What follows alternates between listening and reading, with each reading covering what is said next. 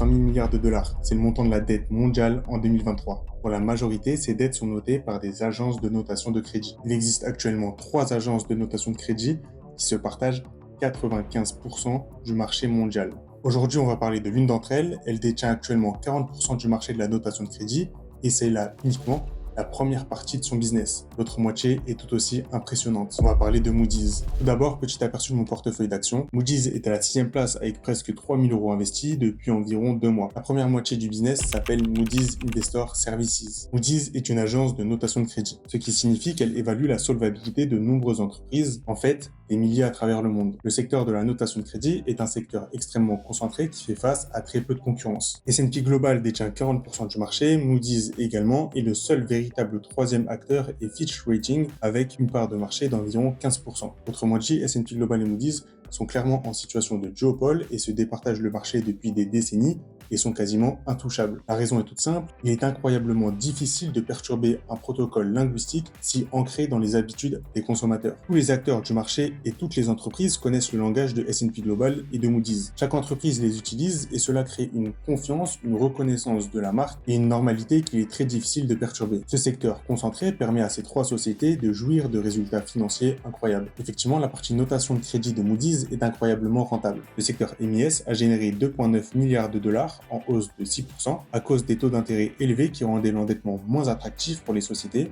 mais surtout avec une marge brute de 54%. Cette moitié de la société a donc des marges extrêmement élevées. Un point crucial pour Moody's, c'est que ces agences de notation de crédit ont des valeurs de proposition uniques qui leur permettent de croître leur prix d'année en année. C'est ce qu'on appelle le pricing power. Donc pour la proposition de valeur de Moody's, si par exemple une société décide d'émettre une obligation de 500 millions de dollars à 5 ans, ce qui est courant, et que l'obligation est notée par Moody's, le taux d'intérêt que devra payer la société émettrice de sa dette sera de 5,55%. Si l'obligation n'est pas notée par Moody's, elle aura un taux d'intérêt plus élevé de l'ordre de 6,2%. Les paiements d'intérêt annuels non évalués s'élèvent alors à 31 milliards de dollars et les paiements d'intérêt annuels notés seraient de 27 milliards. Ainsi, en pensant économiser de l'argent et en ne faisant pas noter sa dette par Moody's, sur 5 ans, le coût pour la société sera en réalité de plus de 16 millions de dollars d'intérêt. C'est donc la raison pour laquelle la majorité des sociétés décident de passer par S&P Global ou Moody's pour faire noter leurs dettes. Outre le fait que cette partie de l'activité est très rentable avec des marges très élevées, Moody's bénéficie notamment d'une croissance organique et avec une synergie impressionnante. C'est ce qu'on va voir dans la seconde partie de leur business. Moody's Investor Services, ayant pris une telle ampleur et disposant de tant de données exclusives, a réussi à reconditionner toutes ces données afin d'obtenir des informations supplémentaires leur permettant de créer une plateforme analytique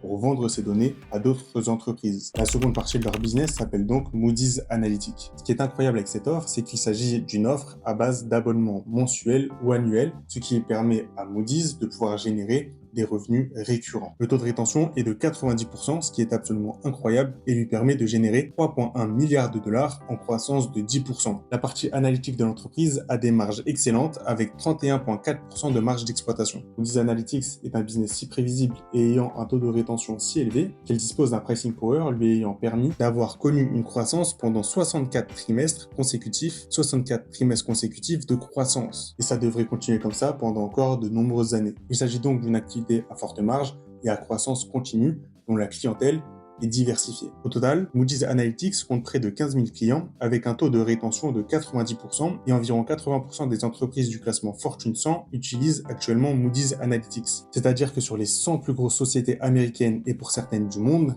80 d'entre elles reconnaissent l'utilité de Moody's et en sont clientes. Depuis 2018, Moody's a fait un travail formidable sur cette partie de son activité, puisqu'on peut voir une très belle charte qui montre une croissance continue sur les 7 dernières années. Non seulement Moody's a réussi à croître leurs revenus récurrents de 15% en moyenne par an pendant 7 ans, mais surtout, ils sont passés de 84% de revenus récurrents à 94%, ce qui est phénoménal. De plus, la marge a pris plus 4%, passant de 26% à 30% durant cette période. En résumé, Moody's possède une partie de son activité qui est Moody's Investor Services, agence de notation de crédit, qui est sur un secteur très vaste et très concentré, contrôlé par 3 sociétés, S&P Global, Moody's et Fitch Ratings, et surtout dont S&P Global et Moody's détiennent chacune 40% de parts de marché. Cette partie de la société détient des marges très rentables avec plus de 50% de marge brute. La seconde moitié d'activité de Moody's est Moody's Analytics. Il s'agit d'une activité d'abonnement à croissance rapide et très rentable avec un taux de rétention de plus de 90% et ayant un pricing power important, leur permettant de croître leurs revenus en moyenne de 10% par an et sans avoir recours à énormément de capital